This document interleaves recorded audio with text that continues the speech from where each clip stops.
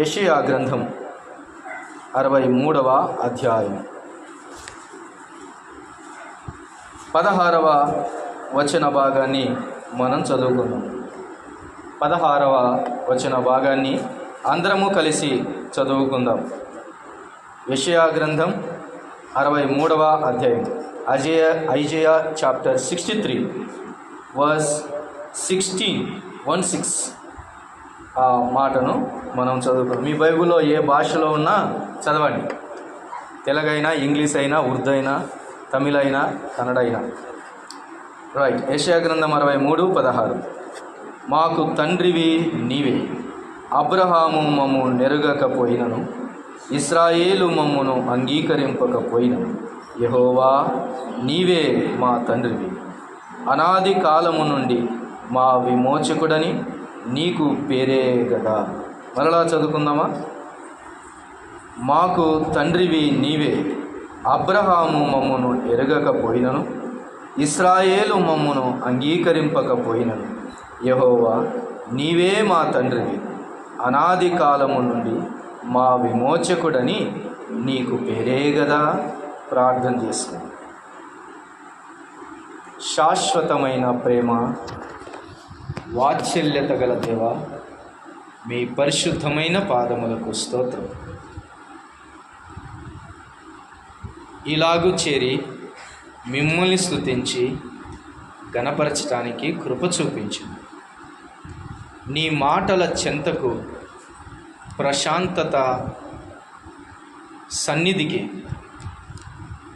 నీ ఒడిలోనికి, నీ పాద శరణు కోరి వచ్చాము నాయన. పచ్చిక గల చోట్ల మేము కూర్చొని, జీవజలపు ఊట అయిన నీ యొద్ద మేము కూర్చొని, బహుమాధుర్యమైన నీ మాటలను వినగోరి ఆశతో ఎదురు చూస్తూ వచ్చాం. ఎలాగనగా దుప్పి నీటి వాగుల కొరకు ఆశపడినట్లుగా దేవా, నీ కొరకు మా ప్రాణము తృష్ణగొనుచు. ఆశగల ప్రాణమును తృప్తిపరచగల మహనీయుడవని, నీవు మహోన్నతుడవని, నీవు ఉత్తముడవని నీ పాదాల దగ్గరికి వచ్చావు.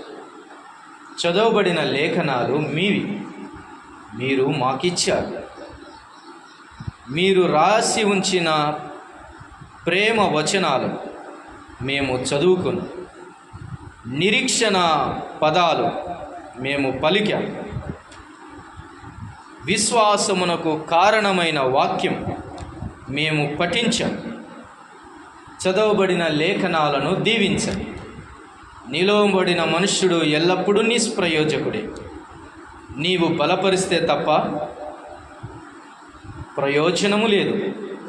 గనుక నీవే మాతో మాట్లాడునట్లు మనుష్యుని పూర్తిగా మరుగుపరచండి. నీవే మాతో మాట్లాడుమని, ఆశగల ప్రాణమును తృప్తిపరచుమని, దిగులు పడిన హృదయానికి భరోసానిమ్మని, కృంగిన మోకాళ్ళకు శక్తిని, అలసిన ప్రాణమునకు బలమును మీరు సమకూర్చుమని, బోధలోనే బుద్ధి చెప్పుమని, మీ మాటల్లోనే గద్దింపును దయచేయమని, సరిచేయబడుటకు కావలసినంత ప్రక్రియ మీరే జరిగించండి. వాటన్నిటినీ అంగీకరించుటకు మనస్సు మాకిమ్మని, అనగా వినగల చెవి, గ్రహించగల మనస్సు మాకు దయచేయమని, చేరి వచ్చిన బిడలను బట్టి స్తోత్రం, రాలేని బిడలను బట్టి స్తోత్రం, మాటలను దీవించి ప్రయోజనకరంగా ఉంచుమని, మీకే మహిమ, ఘనత, ప్రభావములు పొందుకోమని, మా ప్రభువును రక్షకుడునైన యేసుక్రీస్తు వారి శ్రేష్టమైన ఉన్నతమైన నామమున స్తుతించి ప్రార్థించి దీనులమై వేడుకొనుచున్నాము తండ్రి. ఆమేన్. ప్రభునందు ప్రియులారా, ఈ దినము మరి ఒక ప్రత్యేకమైన సందేశాన్ని మనం వినబోతున్నాం. దేవుని గుణగణాలలో నుంచి ఒక గుణాన్ని మనం ఈ దినము ధ్యానం చేయబోతున్నాం. ఏమిటది అని అంటే, మాకు తండ్రివి నీవే, మాకు తండ్రివి నీవే. In any case, in any situation, you can say that Lord you are my father. ఎలాంటి పరిస్థితుల్లోనైనా, ఎలాంటి స్థితిగతిలోనైనా ఒక మాట ధైర్యంగా చెప్పొచ్చు. ఏంటది? దేవా, నీవే మా తండ్రివి, మా తండ్రివి నీవే అని చెప్పచ్చు. కన్న తండ్రి మరచినా, కన్న తల్లి మరచినా, ఈ లోకంలో ఉన్న తండ్రులు మరచిపోయినా, యెహోవా నీవే మాకు తండ్రి.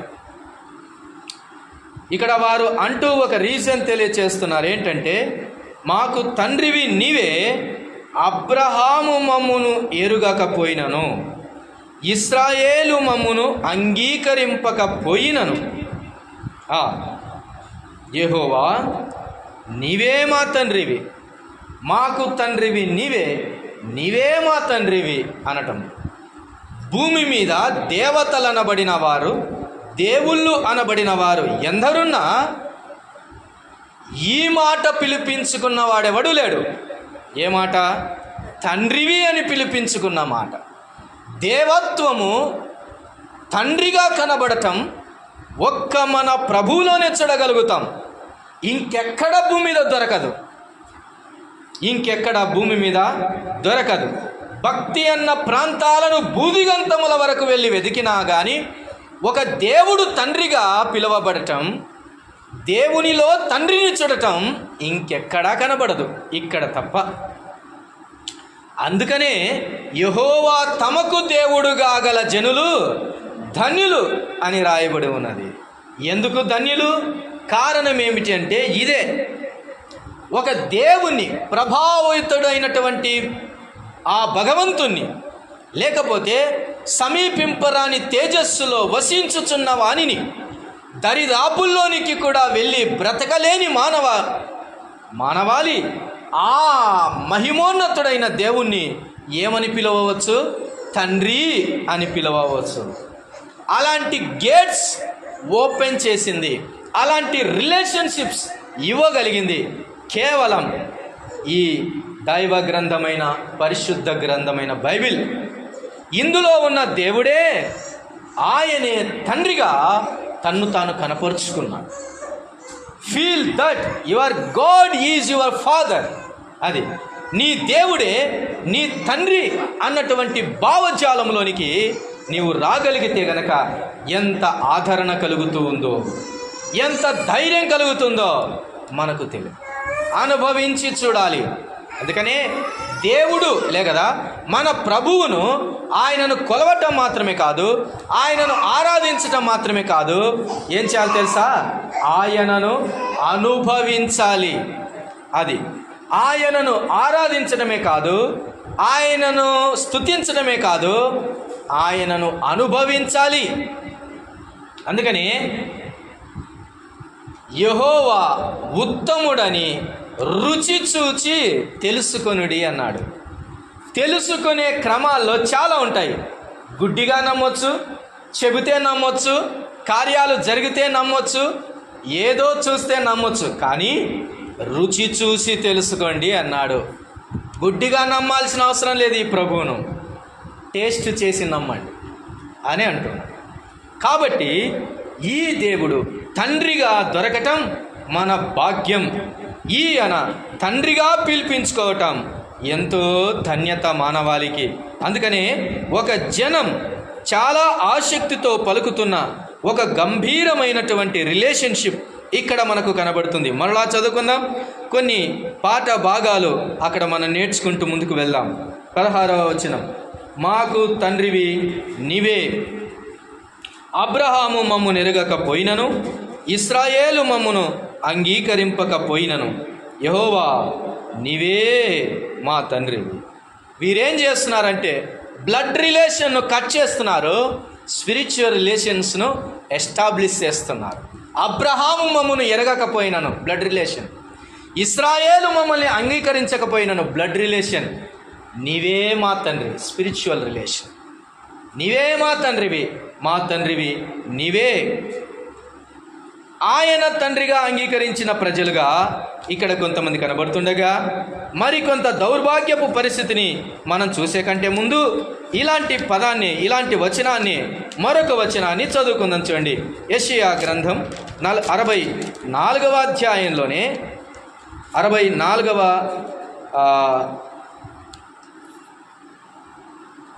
క్షమించండి 8వ వచనాన్ని చదువుకుందాం. 64:8.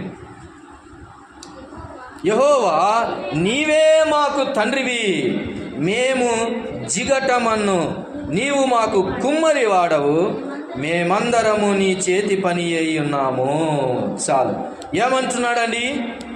యెహోవా నీవే మాకు తండ్రివి, you are my father. Today, ఈరోజు ఒక గొప్ప రిలేషన్షిప్ దేవునితో నువ్వు ఇలాగూ మరలా ఎస్టాబ్లిష్ చేసుకో, జ్ఞాపకం చేసుకో. ఏంటంటే ఈయన నీ తండ్రి, ఈజ్ యువర్ ఫాదర్. మర్చిపోయావేమో, అందుకే అనేక ఆలోచనలు. మర్చిపోయావేమో, అనేక దిక్కు తోచని పరిస్థితులు. మర్చిపోయావేమో, అందుకే భయాలు కలుగుతున్నాయి నీకు. మర్చిపోవద్దు, ఆయన నీ తండ్రి. రండి ఇప్పుడు ఒక పరిస్థితిని మనం చూద్దాం. ఇర్మియా గ్రంథం 2వ అధ్యాయం, ఇర్మియా గ్రంథం 2వ అధ్యాయం 26వ వచన భాగాన్ని మనం చదువుకుందాం. 2వ అధ్యాయం ఇర్మియా గ్రంథం 26వ వచనం. Jeremiah chapter 2 and verse 26. దొరికిన దొంగ సిగ్గుపడినట్లు ఇశ్రాయేలు కుటుంబం వారు సిగ్గుపడుదురు. నీవు మా తండ్రివని మ్రానుతోను, నీవే నన్ను పుట్టించితివని రాతితోను చెప్పుచు, వారును వారి రాజులను, వారి అధిపతులను, వారి యాజకులను, వారి ప్రవక్తలను అవమానమునందుదురు. అందుకనే తర్వాత కూడా చదువుకుందాం. 27. వారు నా తట్టు ముఖము తిప్పుకొనక వీపునే తిప్పుకొనిరి, అయినను ఆపత్కాలములలో లేచి మమ్మను రక్షింపుమని వారు మనవి చేయుదురు. నీవు చేసుకొనిన దేవతలు ఎక్కడున్నవి? అవి నీ ఆపత్కాలములో లేచి నిన్ను రక్షించునేమో. యూదా, నీ పట్టణములెన్నో, నీ దేవతలన్నీయే గదా. తండ్రి అయిన దేవుణ్ణి మరిచినప్పుడు మరిచిన జనాంగంగా కనబడుతూ ఉన్నారు. ప్రభునందు ప్రియులారా, ఎవరిని మరిచినా కానీ, తండ్రిని మరిచినా, తల్లిని మరిచినా కానీ, లేదా తల్లిదండ్రులే నిన్ను మరిచినా కానీ, బంధుమిత్రులే నిన్ను మరిచినా కానీ, నీవు ఎవరిని మరిచినా కానీ, నిత్య తండ్రి అయిన దేవుణ్ణి మాత్రం నీవు నేను ఎంత మాత్రం మర్చిపోవటానికి వీల్లేదు. మరిచిన వీరు తండ్రి అని ఎవరితో చెబుతున్నారో తెలుసా? పచ్చి మ్రానుతో చెబుతున్నారంట. ఏమని? మా తండ్రివి నీవే అని మ్రానుతో చెబుతున్నారంట. నీవే మమ్మను పుట్టించితివని ఎవరితో చెప్తున్నారంట? రాతితో చెబుతున్నారంట. ఎంత దౌర్భాగ్యం! ఇందులో ఉన్న ఆత్మీయమైన పాఠం ఏంటో తెలుసా? పలకని వారితో నీవు మాట్లాడుతున్నావు, చెవులు లేని వారితో చెప్పుకొనుచున్నావు నీ గోడు. రాళ్ళు వింటాయా? రాళ్ళు నిన్ను పుట్టిస్తాయా? మ్రాను నీకు మాట్లాడుతుందా? నీ అవసరతను తీర్చగలిగేది మ్రానా? నీ మాటలు వినేది రాయ? అలాంటి వారితో చెప్పుకుంటావెందుకు నీ మాటలు? అలాంటి వారితో చెప్పుకుంటావేంటి నీ బాధలు? ప్రభు అంటున్నాడు, ఇశ్రాయేలు మరిచి మ్రాను దగ్గరికి వెళ్ళింది, నన్ను విడిచి రాతిని జ్ఞాపకం చేసుకుంటుంది. వీరంట కష్టకాలం వచ్చినప్పుడు, ఆపత్కాలం వచ్చినప్పుడు, మరలా దేవుని దగ్గరికి వచ్చినప్పుడు దేవుడు అంటున్నాడు, ఏమంటున్నాడు? ఓ ఇశ్రాయేలు, ఇదిగో ఆపత్కాలంలో నువ్వు నా దగ్గరికి వచ్చావు కదా. యూదా, నీ పట్టణాలు ఎన్నో, అంతమంది ఉన్నారు కదా నీకు దేవతలు. ఈ మాటలు ఎన్నిసార్లు విన్నాను నా జీవితంలో. ఎరా, మీకు దేవుడు ఒక్కడే, మాకు ఎన్నో లెక్కలేనన్ని దేవతలు. ఆపత్కాలంలో నీ లెక్కలేనన్ని దేవతలు ఎక్కడికి వెళ్ళాయి అని దేవుడు ప్రశ్నిస్తూ ఉన్నాడు. నీవు చేసుకున్న దేవతలు ఎక్కడున్నవి? ఏం చేస్తున్నవి అవి? వెళ్ళి అడుగు. నీవు ఏర్పరచుకున్నావు కదా, ఊరికొక దేవతను, ఇంటికొక దేవతను, వీధికి ఒక దేవతను, గ్రామానికి ఒక దేవతను, మా ఇంటి దేవుడు అని ఒకటి, మా యొక్క వీధి దేవుడు అని ఒకటి, ఊరి దేవుడు అని ఒకటి, మా దేశ దేవుడు అని ఒకటి, ఇలాగూ దేవతలు ఏర్పరచుకుంటివే యూదా, ఆపత్కాలంలో నీ దేవతలు ఏం చేస్తారు అడుగుపో అంటున్నాడు దేవుడు. అంత దౌర్భాగ్య స్థితిలోనికి మనం వెళ్ళకూడదు. అందుకని మరచిపోకూడదు, యెహోవా నీవొక్కడవే దేవుడవు, దేవుడు ఒక్కడే, నీవే మా తండ్రివి, నీవే మా తండ్రివి, you are only our father అనే మాట మర్చిపోకూడదు. ఎంత దౌర్భాగ్యం అండి! సజీవుడైన దేవుని విడిచి నిర్జీవమైనటువంటి వారి దగ్గరికి వెళ్ళి ఆధారపడుతున్నాం. కొన్నిసార్లు మన జీవితాలలో ఇలా నిర్జీవమైన వాటి మీద ఆధారపడుతున్నామేమో. జాగ్రత్త. తండ్రి అయిన దేవుడు మనకు తెలియచేస్తున్నటువంటి గంభీరమైన మాట. అయితే ప్రియులారా, ఈ తండ్రి దగ్గర నుంచి మనకి ఏమి దొరుకుతుందో ఒక్కసారి జ్ఞాపకం చేసుకుందాం. చూడండి, ఈ తండ్రి నీ తండ్రి అయితే, ఈ దేవుడు నీకు తండ్రి అయితే, యెహోవా నీవే నా దేవుడవు, నీవే మా తండ్రివి అని చెప్పగలిగితే నీకేమి దొరుకుతుందో తెలుసా? రండి ఒక మాట చదువుకుందాం. 103వ కీర్తన, 103వ కీర్తన 13వ వచన భాగాన్ని చదువుకుందాం. 103వ కీర్తన 13వ వచనం. దయచేసి అందరూ తెరవండి, కలిసి ఆ మాటలను చదువుకుందాం. ఇవి నిన్ను నన్ను ఆదరించేటటువంటి మాటలు. తండ్రి తన కుమారుల ఎడల జాలిపడునట్లు యెహోవా తన యందు భయభక్తులు గల వారి ఎడల జాలిపడును. ఈ తండ్రి దగ్గర ఏం దొరుకుతుందో తెలుసా? జాలిపడే తండ్రి. ఏం పడతాడంట? జాలి. కొన్నిసార్లు సొంత తండ్రికే కష్టపడుతున్న బిడలను చూసి ఏం కలగదు? జాలి కలగదు. అలా జాలి లేని తండ్రులు ఎందరో ఉన్నారు, కటాక్షము లేని తండ్రులు ఎందరో ఉన్నారు, ప్రేమ లేని తండ్రులు ఎందరో ఉన్నారు భూమి మీద. నిర్దాక్షిణ్యంగా తన పిల్లలను ఇష్టానుసారంగా పడవేసిన తండ్రులు ఎందరో ఉన్నారు. అయితే ఈ తండ్రి దగ్గర ఏం దొరుకుతుందంటే చెప్పండి? జాలి దొరుకుతుంది. నా మీద జాలి పడేవారు లేరే? ఇంత కష్టం అనుభవిస్తున్నా నా మీద జాలి పడేవారు లేరే?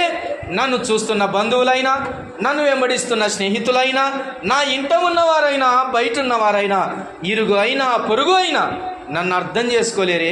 నా స్థితిని బట్టి, నా కడస్థితిని బట్టి, నా దౌర్భాగ్యమును బట్టి అయ్యో ఎవరు జాలి పడట్లేదే అంటున్న జీవితానికి ఒక తండ్రి పలకరిస్తూ ఉన్నాడు. పరలోకమందున్న తండ్రి పలకరిస్తూ ఉన్నాడమ్మా. పరలోకమందున్న ఆ తండ్రి నీకొక లేఖ రాస్తూ ఉన్నాడు. తను గూర్చి ఏంటో తెలుసా? నేను జాలిపడే దేవుడను, జాలిపడే తండ్రిని అని అంటున్నాడు. ఈరోజు ఈ తండ్రి దగ్గరికి వస్తే నీకేం దొరుకుతుందో తెలుసా? జాలి, ప్రేమ, వాత్సల్యతలు దొరుకుతాయి. జాలిగల తండ్రి. జాలి పడటం అంటే మనము ఫెయిల్ అయితే పలువురు నవ్వుతారు, కానీ మన బలహీనతను ఎదిగిన దేవుడు మన ఫెయిల్యూర్ను చూసి ఏం పడతాడు తెలుసా? జాలిపడిన దేవుని వైపు చూస్తే మరలా నిన్ను విజయ పథంలోనికి నడిపిస్తాడు. అది జాలి పడుతున్నాడంటే మరలా ఫెయిల్యూర్ చేయడానికి కాదు, మరలా దిగజారిన స్థితిలోనికి వెళ్ళడానికి కాదు. జాలి పడిన వాడు తన చేతినిచ్చి నిన్ను లేవనెత్తడానికి ఇష్టపడతాడు. Can you take a decision? ఈ జాలి పథం దగ్గరికి, జాలి గల దేవుని పాదాల దగ్గరికి వస్తే అపజయంలో నుంచి విజయం, కన్నీటిలో నుంచి సంతోషం, దిగులులో నుంచి ధైర్యం పుట్టించగలడు ఈ జాలిని నువ్వు ఉపయోగించుకుంటే. కాబట్టి ఈ తండ్రి దగ్గర జాలి దొరికే స్థానం. రండి, ఇంకేం దొరుకుతుంది ఈ తండ్రి దగ్గర? యాకోబు పత్రిక 1వ అధ్యాయం, క్రొత్త నిబంధన గ్రంథం, యాకోబు రాసిన పత్రిక 1వ అధ్యాయం 17వ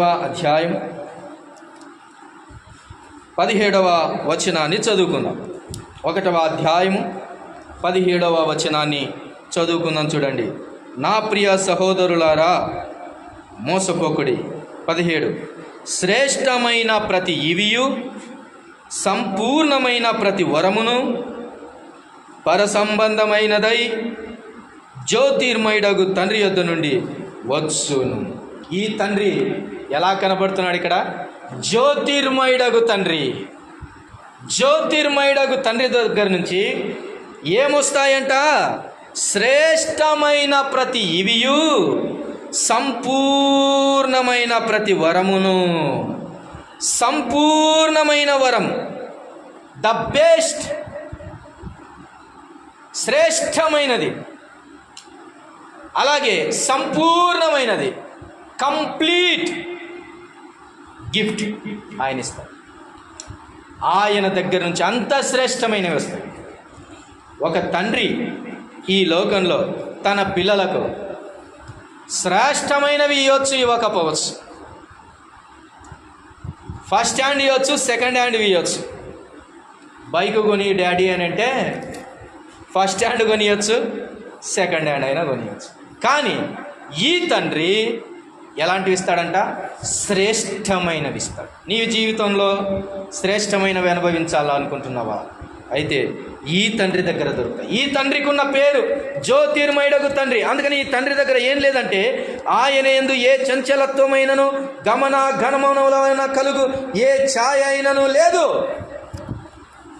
ఆయన చంచలుడు కాదు. ఆయన మాట ఇచ్చి తప్పేవాడు కాదు. ఉన్నవని చెప్పి లేవులే అని చెప్పేవాడు కాదు. ఇప్పుడో రకంగా మరోసారి మరో రకంగా ఉండేవాడు కాదు. మాట ఇచ్చాడంటే తప్పక దానిని అనుగ్రహిస్తాడు. అంతే. మాట ఇచ్చిన వాడు తప్పని వాడు. కాబట్టి ప్రతి వరం, ప్రతి శ్రేష్టమైన ఈవి తండ్రి దగ్గర నుంచి వస్తాయి. ఇలాంటి ఈవులు నువ్వు పొందుకోవాలంటే నీవు ఈ తండ్రిని అంటిపెట్టుకోవాలి. ఆ తండ్రి దగ్గర జాలి దొరుకుతుంది. ఆ తండ్రి దగ్గర వరములు దొరుకుతున్నాయి. వరములు దొరుకుతున్నాయి.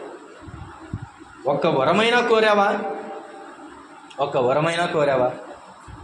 యెహోవా యొద్ద నేను ఒక వరమును కోరి తిని అన్నారు. ఒకటి కాదు, 100 వరాలైనా కోరవచ్చు. వరాల జల్లులు కురిపించేవాడు మన దేవుడు. వరాలు సమృద్ధిగా పుష్కలంగా ఇచ్చేటటువంటి వాడు మన దేవుడు. ఈవులు ఆగకుండా ఇచ్చేవాడు. కావలసినంత సమృద్ధిగా ఇచ్చే దేవుడు మన దేవుడు. కురుచగల చెయ్యి ఆయనకు లేదు. వినలేని చెవులు ఆయనకు లేవు. ఆయన సహాయము చేయకుండానట్లు ఆయన చెయ్యి కురుచ కాలేదు. విస్తారముగా ఇచ్చేటటువంటి దేవుడు. ఇలాంటి వాడు నీకేమై ఉన్నాడో తెలుసా? యెహోవా నీవే మా తండ్రి. జాలిగల ఆ దేవుడు తండ్రి నీకు సమృద్ధి వరాలను, శ్రేష్ఠ ఈవులను ఇచ్చేవాడు ఈయన. నీకు తండ్రి, నీకు తండ్రి. ఎలా మర్చిపోయావు ఈ తండ్రిని? మరిచిపోయి దిక్కులేక, మరిచిపోయి దరిద్రులవై, మరిచిపోయి ఫెయిల్యూర్ అయి, మరిచిపోయి దిగులు చెంది భయానక పరిస్థితుల్లో పడిన వారు ఎందరో ఉన్నారు. ఆహా, ఇలాంటి స్థితిలోనే కదా ఒక కుమారుడు ఉన్నాడు. తండ్రిని మరిచాడు, తండ్రి ఇంటిని మరిచాడు, దూరంగా వెళ్ళిపోయాడు. వానికి జ్ఞాపకమే లేదు అసలు. ఒకానొక స్థాయి వచ్చింది, ఒకానొక స్థితి వచ్చింది. కడుపు మాడింది, కళ్ళకు నిద్ర లేదు, కడుపుకు అన్నము లేదు. అప్పుడు గుర్తొచ్చాడు పరలోకమందున్నటువంటి తండ్రిలాగా. అయ్యో, నా తండ్రి దగ్గర సమృద్ధి ఉందే అని గుర్తు తెచ్చుకున్నాడు. ఈరోజు నీ దేవుని మర్చిపోయావు కదా, అందుకే దారిద్ర్యత. ఈరోజు నీ దేవుని మర్చిపోయావు కదా, అందుకే దిగులు. ఆయన నీ దేవుడే కాదు, నీ తండ్రి. Remember once again. ఆయన తండ్రి అని జ్ఞాపకం చేసుకుంటే చాలు, ఆయన హృదయం కరిగిపోతుంది. మరోసారి నీ దగ్గరికి వస్తాడు. ఆయన దగ్గర ఇంకేం దొరుకుతాయి చూడండి. తీతుకు రాసిన పత్రిక, జస్ట్ నేను కొన్ని మాటలు మాత్రమే అలా తెలియచేసి ముందుకు వెళ్తాను. తీతుకు రాసిన పత్రిక 1వ అధ్యాయం 4వ వచనాన్ని చదువుకుందాం. 1వ అధ్యాయం 4వ వచనం పెద్దగుంది. లాస్ట్ 2-3 లైన్లు చదువుకున్నాం. చివరి 2-3 లైన్లు 4వ వచనంలో, తండ్రి అయిన దేవుని నుండి, మన రక్షకుడైన క్రీస్తు యేసు నుండి కృపయు కనికరమును సమాధానమును నీకు కలుగునుగాక.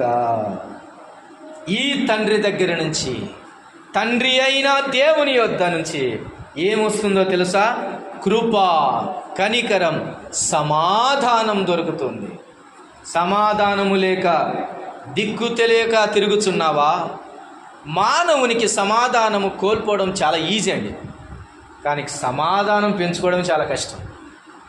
ఒక్క దెబ్బతో సమాధానం పోగొట్టుకోవచ్చు, ఒక్క మాటతో సమాధానం పోగొట్టుకోవచ్చు, ఒక్క క్షణపు ఆవేశంతో సమాధానం పోగొట్టుకోవచ్చు, కానీ సమాధానాన్ని తెచ్చిపెట్టుకోవడం చాలా కష్టం. అయితే ఈ తండ్రి దగ్గర నుంచి మనకేమొస్తుందంట? సమాధానం వస్తుంది. Answer from the lord who is your father. సమాధానము లేకపోతే మనసులో సంతోషము, సమాధానం లేకపోతే మనిషికి కుదుటగా ఉండటానికి మనస్సు ఉండదు, దిక్కుతోచని పరిస్థితి. అయితే తండ్రి అయిన ఈ దేవుని నుంచి కృపా కనికరములతో పాటు అత్యద్భుతమైన సమాధానం వస్తుంది. సమాధానము లేక ఉన్నావా? దిక్కు తెలియని పరిస్థితులలో ఉన్నావా?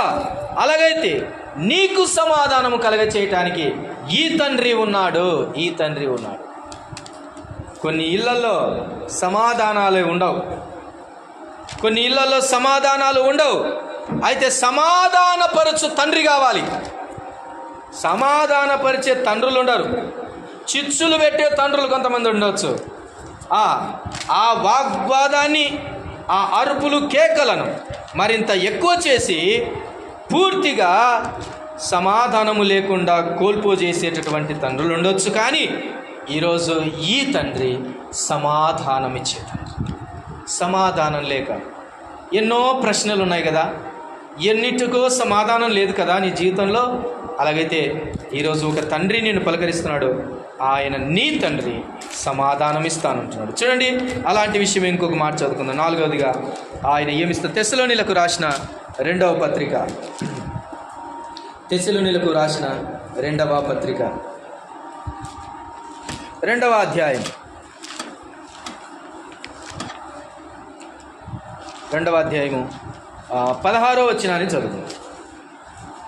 2వ అధ్యాయము 16వ వచనం, తెస్సలోనిలకు రాసిన 2వ పత్రిక. మన ప్రభువైన యేసుక్రీస్తును మనలను ప్రేమించి కృపచేత నిత్యమైన ఆదరణయు శుభ నిరీక్షణయు అనుగ్రహించిన మన తండ్రి అయిన దేవుడు మీ హృదయములను ఆదరించి ప్రతి సత్కార్యమందును ప్రతి సద్వాక్యమందును మిమ్మును స్థిరపరచునుగాక. ఈ తండ్రి ఎన్ని బెనిఫిట్స్, ఎన్ని గైడ్ లైన్స్, ఎన్ని బ్లెస్సింగ్స్ నీ జీవితానికి ఇస్తున్నాడో చూడండి. ఈ తండ్రి నీకేమిస్తాడంట? నిత్యమైన ఆదరణ ఇచ్చేవాడు, ఇంకా శుభ నిరీక్షణ ఇచ్చేటటువంటి దేవుడు. నిత్యమైన ఆదరణ, శుభ నిరీక్షణ. ఈ రోజుల్లో నిరీక్షణ లేక బ్రతుకుచున్నాం, ఆదరణ లేక తిరుగుచున్నాం. ఇలాంటి వారికి ఆదరణయు శుభ నిరీక్షణ ఇచ్చే దేవుడు. There is no goal in our life. నీ జీవితంలో గోల్ లేదు, ఒక నిరీక్షణ లేదు, బ్రతుకు ఒక డెస్టినేషన్ లేదు. అలా బ్రతుకుతున్న వారికి శుభ నిరీక్షణ ఈ తండ్రి. ఈ తండ్రి ఒక శుభ నిరీక్షణ. డిసప్పాయింట్ చేసే తండ్రులు ఉండొచ్చు, కానీ ఈయన ఏం చేస్తున్నాడు తెలుసా? నిన్ను నిరీక్షణ వైపు కొనసాగింప చేసే దేవుడుగా, తండ్రిగా కనబడుతుంది. ఎంత మంచి తండ్రి కదండి. శుభ నిరీక్షణ. ఇంకేమిస్తా అంటున్నాడు? మీ హృదయములను ఆదరించి సత్కార్యమందును సద్వాక్యమందును మిమ్మును స్థిరపరిచేవాడు. స్థిరపరిచేవాడు, అస్థిరులుగా చేసేవాడు కాదు. అటు ఇటు తెలియక దిక్కుతోచని స్థితిలో సముద్రపు మధ్యలో నిన్ను విడిచిపెట్టేవాడు కాదు, నిన్ను స్థిరపరిచేవాడు. అది ఏం చేసేవాడు? స్థిరపరిచేవాడు. If you can believe your father, నీ దేవుణ్ణి నీవు విశ్వసించగలిగితే, అనగా తండ్రి అయినటువంటి ఆ దేవుణ్ణి నీవు విశ్వసిస్తే నీ లైఫ్లో సెటిల్మెంట్ ఉంటుంది. అంతే. ఏముంటుంది? లైఫ్లో సెటిల్మెంట్, స్థిరత్వం ఉంటుంది. జీవితంలో ప్రతి సత్కార్యమందు స్థిరత్వం ఉంటుంది. ప్రభునందు ప్రియులారా, హౌ గ్రేట్ ఫాదర్ హీస్. ఆయన దగ్గర ఎంత మంచి వనరులు దొరుకుతున్నాయి కదా మనకి. ఆయన దగ్గర ఎంత మంచి ఈవులు దొరుకుతున్నాయి కదా, ఎంత మంచి గైడ్లైన్స్ దొరుకుతున్నాయి కదా, మానవ హృదయానికి కావలసినంత దొరుకుతుంది కదా. తండ్రి అనే ఫీలింగ్ అంతా ఆయన దగ్గర దొరుకుతుంది. ఒక పిల్లలుగా, కుమారులుగా, కుమార్తెలుగా ఆయన దగ్గర అన్నీ ఎక్స్ప్రెస్ చేసుకోవచ్చు. బికాజ్ అన్నారు కదా ప్రజలు, ఏమన్నారు? యెహోవా నీవే మా తండ్రివి, మా తండ్రివి నీవే అన్నటువంటి భావం ఎంత గొప్పది. చివరిగా ఒక మాట చూపిస్తాను. కీర్తనల గ్రంథం 68వ కీర్తన, 68వ కీర్తన 5వ వచనాన్ని చదువు. కీర్తనల గ్రంథం 68వ కీర్తన 5వ చరణాన్ని చదువుకుంది. తన పరిశుద్ధాలయమందుండు దేవుడు తండ్రి లేని వారికి తండ్రియు విధవరాండ్రకు న్యాయకర్తయునై ఉన్నాడు. తండ్రి లేని వారికి తండ్రి, న్యాయకర్త. ఎవరు లేరు నాకు, నా వెనక ఎవరు లేరు, నన్ను ఆదరించడానికి ఎవరు లేరని అందరికీ భయపడుతూ, అందరికీ లోబడుతూ, అందరి దగ్గర దేహి అని బతుకుచు ఎందుకు తగ్గించుకుంటావు? ఎందుకు భయపడతావు? నీ పక్షాన న్యాయకర్త అయి, నీకు తండ్రి అయి ఉన్న దేవుడున్నాడు. నీ పక్షాన వాదించువాడు, నిన్ను గెలిపించువాడు, నిన్ను నీ చేయిని పైకెత్తేటటువంటి వాడు ఆయన ఉన్నాడు. నీ పక్షాన ఉన్నాడు ఆయన. భయపడవద్దు అని అంటున్నాడు. భరోసా ఇచ్చే తండ్రి అండి ఈయన తండ్రి లేని వారికి తండ్రి. ఆయన న్యాయకర్త అయి ఉన్నాడన్న సంగతి మనకు అర్థమవుతుంది. ఆయన దగ్గర అవి దొరుకుతాయి. అయితే ఆయన పిల్లలుగా ఆయన దగ్గర మనమేం చేయాలి, ఎలా ఉండాలని ఆ తండ్రి కోరుకుంటున్నాడు అనే మాటలు కొన్నిటిని స్పీడ్గా ఒక 5 నిమిషాల్లో చూసేసి ప్రార్థనలోనికి సాగి వెళ్తాం. సామెతల గ్రంథం 10వ అధ్యాయం. నీ తండ్రి ఎవరు? జాలి ప్రేమ చూపించేవాడు. నీ తండ్రి ఎవరు? ఈవులను ఇచ్చేవాడు, శ్రేష్టమైన బహుమానాలు ఇచ్చేవాడు. నీ తండ్రి ఎవరు? సమాధానం ఇచ్చేవాడు. నీ తండ్రి ఎవరు? నిరీక్షణ చూపించేవాడు. నీ తండ్రి ఎవరు? నీ పక్షాన న్యాయవాదిగా, నీకు తండ్రిగా ఉన్నవాడు, విడువనివాడు. అయితే నీవు ఆ తండ్రికి పిల్లలుగా ఎలాగూ బ్రతకాలండి? సామెతల గ్రంథం 10వ అధ్యాయం 1వ వచనాన్ని చదువుకుందాం. సామెతల గ్రంథం 10వ అధ్యాయము 1వ వచనం. దయచేసి త్వరగా అందరం కలిసి ఆ మాటలు చదువుకొని ఒక పాఠంతో ఇక నుంచి వెళ్దాం. చూడండి. జ్ఞానము గల కుమారుడు తండ్రిని సంతోషపరచును. ద నంబర్ 1 ఏమి ఎక్స్పెక్ట్ చేస్తున్నాడు తండ్రి నీ దగ్గర నుంచి అంటే, తనను సంతోషపరచాలని ఎక్స్పెక్ట్ చేస్తున్నాడు. తనను సంతోషపరచాలంటే నీవు ఏం కలిగి ఉండాలి తెలుసా? జ్ఞానం కలిగి ఉండాలి. సంతోషపరచాలంటే ఈ రోజుల్లో పిల్లలు చాలా ఎటకారాలు చేస్తున్నారు, చాలా సర్ప్రైజెస్ వేస్తున్నారు, ఏమో మాయలు చేస్తున్నారు. ఎందుకని?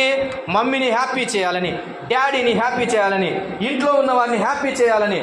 వీడు మాత్రం తప్పుడు అభిప్రాయాలతో తప్పుడు త్రోవల్లోనికి వెళ్తూ ఉన్నారు. ఎందుకని? Just surprise father. ఇలాంటిది కాదు దేవుడు కోరుకుంటున్నది. జ్ఞానము గలవాడు. ఎన్ని మార్కులు వచ్చారంటే 100కి 95 వచ్చినాయని దిద్దుకొని పోయి చూపించడం కాదు.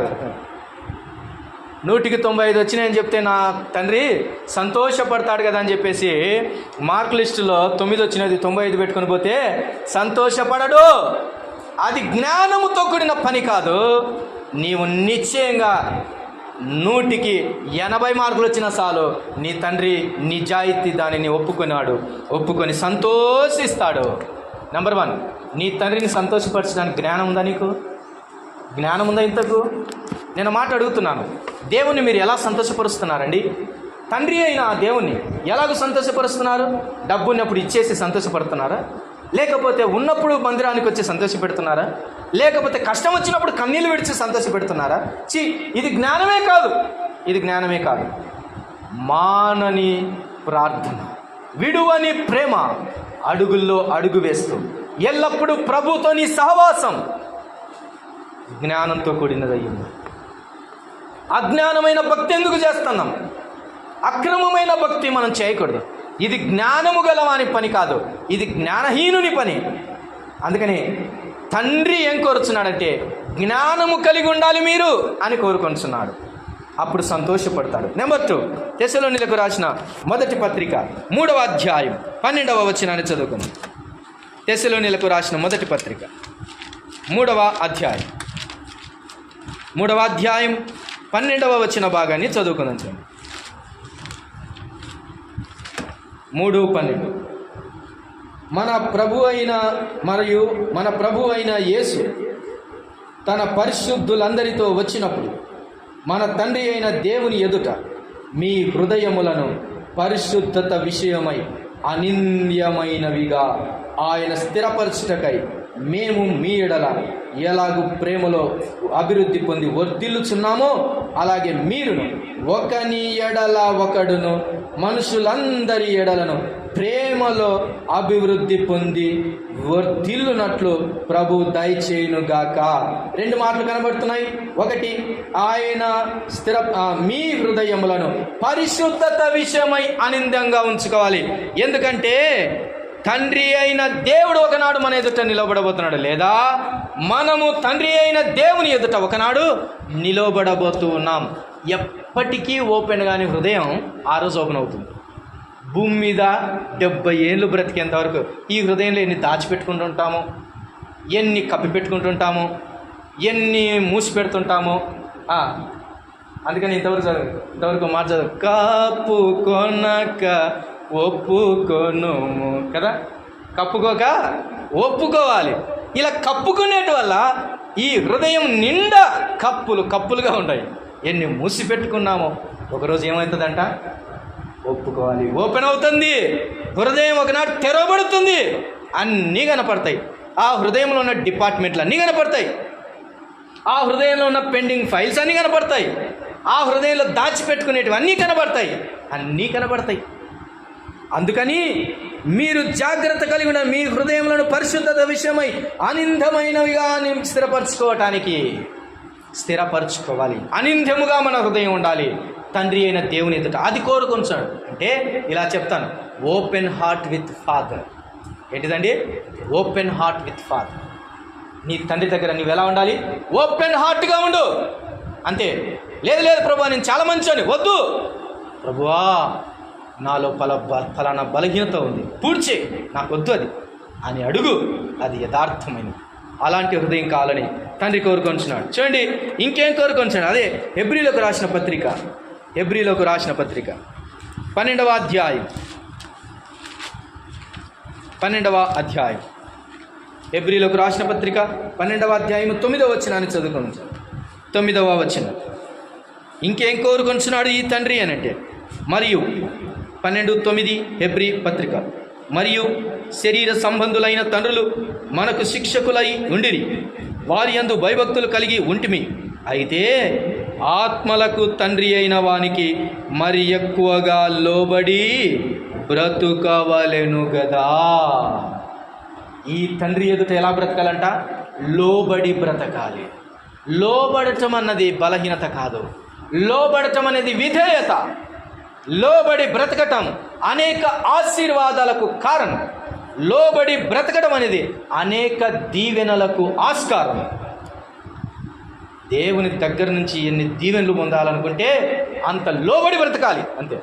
లోబడకపోతే ఏం కోల్పోతాం? దీవెనలు కోల్పోతాం, ఆశీర్వాదాలు కోల్పోతాం, విజయం కోల్పోతాం, ఘనత కోల్పోతాం, పరిశుద్ధత కోల్పోతాం, ఐశ్వర్యం కోల్పోతాం. అందుకని తండ్రి అయిన దేవునికి లోబడి బ్రతికే పిల్లలంటే ఎంత ఇష్టమో ఆ తండ్రి, నాకెంత ఇష్టమో అంటాడు. ఎవరిని? లోబడి బ్రతికి కన్నీళ్లు విడిచి నీవే నన్ను ఆశీర్వదించాలి, నీవు తప్ప ఆశీర్వదించడానికి ఇంకెవరు అర్హులుగా లేరు, నీవు దీవిస్తేనే తప్ప నేను వెళ్ళను అని లోబడి బ్రతికి కాళ్ళు పట్టుకొని రాత్రంతా గడిపిన యాకోబు, అందుకనే ఆయనకి ఇష్టం యాకోబు అని పిలుచుకో. లోబడి బ్రతికేవారంటే ఆయనకు చాలా ఇష్టం, చాలా ఇష్టం. అది తండ్రి కోరుకొంటున్నాడు. తండ్రి కోరుకొంటున్నాడు. నీ తండ్రి ఏం కోరుకొంటున్నాడో, ఒకటి జ్ఞానం కలిగి జీవించాలని, రెండవది ఆయన ఎదుట ఓపెన్ హార్ట్గా బ్రతకాలని ఆయన కోరుకొంటున్నాడు. కాబట్టి ప్రియులారా, ఆయన ఎదుట నీవు లోబడి బ్రతకాలని కూడా ఆయన కోరుకొంటున్నాడు. అలాగూ బ్రతకాలని ఆయన ఇష్టపడుతున్నాడు. చూడండి, యోహాను రాసిన మొదటి పత్రిక 2వ అధ్యాయం. యోహాను రాసిన మొదటి పత్రిక 2వ అధ్యాయం 15వ వచనాన్ని చదువు. కొంచెం 15వ వచన భాగాన్ని చదువు. 2వ అధ్యాయము యోహాను రాసిన పత్రిక 2వ అధ్యాయము 15వ వచనాన్ని చదువుతూ ఉన్నాను. ఈ లోకమునైనను లోకములో ఉన్న వాటినైనను ప్రేమింపకుడి. ఎవడైనను లోకమును ప్రేమించిన ఎడల తండ్రి ప్రేమ వానిలో ఉండదు. ఏం కోరుకొంటున్నాడో తెలుసా? నువ్వు నాతోనే ఉండు అని కోరుకొంటున్నాడు. నీ ప్రేమ నాతోనే ఉండాలి అని కోరుకొంటున్నాడు. లోకమును ఎంత మాత్రం ప్రేమించొద్దు అని చెబుతున్నాడు. లోకమును నువ్వు ప్రేమించావా, నీ తండ్రికి బాధ కలుగుతుంది. నీ తండ్రికి బాధ కలుగుతుంది మాత్రమే కాదు, నీలో నుండి ఆయన ప్రేమ వెళ్ళిపోతుంది. అట్టి వానిలో నా ప్రేమ ఉండదు అని అంటున్నాడు. లోకమును ఎంతో ప్రేమిస్తున్నావు, లోకమును ఎంతో ప్రేమిస్తున్నామేమో, అట్టి వానిలో తండ్రి ప్రేమ ఉండదు. ఉండదు ఉండదు అందరినీ ప్రేమిస్తున్నావు, అందరినీ గుర్తుపెట్టుకుంటున్నావు, అన్ని డేస్ గుర్తుపెట్టుకుంటున్నావు, కానీ ఫాదర్స్ డే గుర్తుపెట్టుకుంటున్నావు లేదు. ఫాదర్స్ డే గుర్తుపెట్టుకోలేదు, ఫాదర్కు విషెస్ చెప్పలేదు, ఫాదర్ను పట్టించుకోలేదు. అన్నీ అనుభవిస్తున్నావు, అన్నీ తండ్రి ఇచ్చినటివి నువ్వు తీసుకుంటున్నావు. ఎక్కడెక్కడో తిరుగుతున్నావు స్నేహితులతో, ఎక్కడెక్కడో పలకరిస్తున్నావు, ఎవరెవరితోనో స్పెండ్ చేస్తున్నావు. But you are forgetting your father. అప్పుడు తండ్రి ఎలా ఉంటాడండి? బాధపడతాడు. అట్టి వానిలో తండ్రి ప్రేమ ఉండదు. లోకమును ప్రేమించొద్దు. ఎందుకనగా నీవు ప్రేమించేదేదో మంచిది ప్రేమిస్తే పర్లేదు, కానీ లోకములో ఉన్నదంతయు, చెప్పండి, లోకములో ఉన్నదంతయు శరీరాశయు, నేత్రాశయు, జీవపు డంబము, ఇవి తండ్రి వలన కలిగినవి కాదు. అంటే నా వలన కలగని వాటితో స్పెండ్ చేస్తున్నావు టైం. నా వలన కలిగినవి కొన్ని ఉన్నాయి, వాటితో స్పెండ్ చేయట్లేదు. ఏం కలిగినాయి తండ్రి దగ్గర నుంచి? యెహోవా యందు భయభక్తులు కలిగి ఉండుట జ్ఞానమునకు మూలం, తెలివికి మూలం, జీవదాయకము. ఆయన యందు భయభక్తులు కలిగి ఉంటాం. వీటితో స్పెండ్ చేయట్లేదు. నా వలన కలగని వాటితో నువ్వు స్పెండ్ చేస్తున్నావు. అంటే నేను తెచ్చిన బొమ్మతో ఆడుకోవట్లేదురా నువ్వు, పక్కనోడి బొమ్మతో ఆడుకుంటున్నావు. నేను తెచ్చిన డ్రెస్ వేసుకోవట్లేదురా నువ్వు, పక్కనోడి డ్రెస్ ఇష్టపడుతున్నావు. నేను తెచ్చిన ఫుడ్ తినట్లేదురా నువ్వు, పక్కనలో ఫుడ్ అడుగుతున్నావు. ఎంత బాధేస్తుందండి కడుపుకు, ఎంత బాధేస్తుందో తండ్రికి. అందుకే ఆ బాధ చెప్తున్నా. నా వలన కలిగినవి కాదవి, శరీరాశయు, నేత్రాశయు, జీవపు డంబము, వీటితో లోకం నిండింది. నువ్వు లోకమును ప్రేమిస్తే నేను నిన్ను ప్రేమించాను. నా ప్రేమ నీలో ఉండదు. చివరిగా మాట, యోహాను సువార్త 4వ అధ్యాయం. యోహాను సువార్త 4వ అధ్యాయం 23వ వచనం. తండ్రి ఇంకేం కోరుకొనిస్తున్నాడు? నీవు తన్నే ప్రేమించాలని కోరుకున్న దేవుడు ఇంకొక ఆశ కూడా పడుతున్నాడు. చూడండి, 4వ అధ్యాయం 23వ వచనం. అయితే యథార్థముగా ఆరాధించువారు ఆత్మతోనూ సత్యముతోనూ తండ్రిని ఆరాధించు కాలము వచ్చుచున్నది, అది ఇప్పుడును వచ్చేయున్నది. తన్ను ఆరాధించువారు అట్టివారే కావాలని తండ్రి కోరుకొనుచున్నాడు. ఈ తండ్రి కోరికలో మరో కోరిక ఏంటంటే ఆయన్ను నువ్వు ఆరాధించాలని. ఏం చేయాలని? ఆయన్ను నీవు ఆరాధించాలని కోరిక. ఈ తండ్రి కోరిక ఎన్ని శ్రేష్టమైనవో కదా. ఏమన్నా చెడ్డవి కోరుకొంచున్నాడా చెప్పండి ఈ తండ్రి? కాదు, అన్నీ మంచివే కోరుకొంచున్నాడు, శ్రేష్టమైనవి కోరుకొంచున్నాడు. చివరిగా కోరిక ఏంటంటే నీవు నన్ను ఆరాధించాలి అని కోరుకుంటున్నాడు ఆయన. ఎలా ఆరాధించాలి? ఆత్మతోనూ సత్యముతోనూ ఆరాధించాలని కోరుకుంటున్నాడు. కోరుకొనుచూ వెతుకుచున్నాడు ఆయన. కోరుకొనుచూ వెతుకుచున్నాడు. ఎవనిని మృంగుదునా అని సాతాను వెతుకుచుంటే, ఎవడు నన్ను ఆరాధిస్తాడా అని తండ్రి వెతుకుచున్నాడు. ఎవరి కోరికలో నువ్వు నిలుస్తావు, ఎవరి వెతుకులాటలో నీవు దొరుకుతావు, ఎవరి ఆశలు నెరవేరుస్తావు అన్నది నేను ఛాలెంజ్గా తీసుకోవాలి. ప్రభు, నీవు నేను జ్ఞానంగా ఉండాలని కోరుకుంటున్నాను. ఆయన ఎదుట ఓపెన్గా ఉండటానికి ఆయన ఇష్టపడుతున్నాడు. ఆయనకు లోబడాలని ఇష్టపడుతున్నాడు. ఆయనను ప్రేమించాలని ఇష్టపడుతున్నాడు. ఆయన్ను ఆరాధించాలని ఇష్టపడుతున్నాడు. ఇలాంటి కోరికలు గల తండ్రి నీకేమయ్యాడు తెలుసా? తండ్రి అయ్యాడు. ఆయన దేవుడు, సర్వాధికారి, సర్వ సృష్టికి ఆది సంభూతుడు, సర్వమును సృష్టించిన వాడు, ఒక్క మాటతో సమస్తమును కలుగచేసిన వాడు, నీకు కావలసినదంతా ఇచ్చేవాడు, నీ ఊహకందని గొప్ప కార్యాలు చేసేవాడు, నీ ఊహకందని గొప్ప బహుమానాలు దాచినవాడు ఆయన. ఆయన చేసే మేలు, ఆయన నీ కొరకు దాచి ఉంచిన మేలు, అది నీ ఊహకందనిది. ఆయన నీకు సర్ప్రైజ్ ఇస్తే తట్టుకోలేవు తెలుసా? అలాంటి సర్ప్రైజ్ ఇస్తాడు ఆయన. ఆయన సర్ప్రైజ్కు లోబడతా. ఎవరెవరో ఇచ్చే సర్ప్రైజ్కు నీవు ఎదురు చూస్తున్నావు. But your father wants to surprise you. Are you ready with all these qualifications and intentions?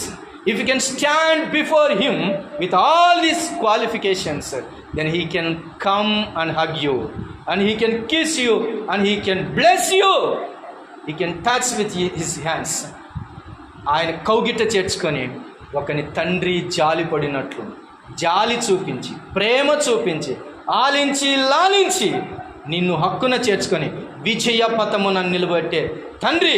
అప్పుడు చెప్తావు, my father is my hero అని చెప్పు. Because one day you will become a hero.